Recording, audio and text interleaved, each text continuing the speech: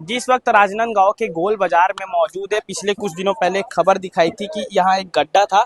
गड्ढे में जो है डेली सैकड़ों लोग जो है गिर रहे थे, लोगों को चोट लग रही थी और जनता को कई समस्याओं का जो है सामना करना पड़ रहा था। जब खबर हमको मिली, हमने खबरें दिखाई और खबर का जो है अब असर लोगों को देखने को मिल रहा है।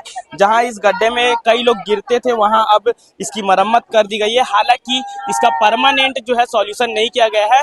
आने वाले समय में जो है पार्षद प्रतिनिधि द्वारा जो है दावा भी किया गया है कि इसका जो है परमानेंट जो है सॉल्यूशन कर दिया जाएगा, लेकिन हालांकि अभी इसकी मरम्मत कर दी गई है। लोगों के आवागमन में जो है जो पहले जो समस्या आती थी उससे अब लोगों को राहत मिलने लगी है और कहीं ना कहीं जो है खबर का असर अब देखने को मिल रहा है। अगर आप लोगों के क्षेत्र में भी कोई समस्या है तो एक बार हमें जरूर से डीएम करिए, हम आएंगे, खबर दिखाएंगे और ये प्रूफ है कि खबर का असर होता है। सीजी भास्कर की खबर का असर आप लोगों को राजनांदगांव के गोल बाजार में देखने को मिल रहा है और आने वाले समय में तमाम समस्याओं के साथ हम हमेशा खड़े रहेंगे। और आप लोगों की अगर कोई समस्या है तो कमेंट करके जरूर से बताइए।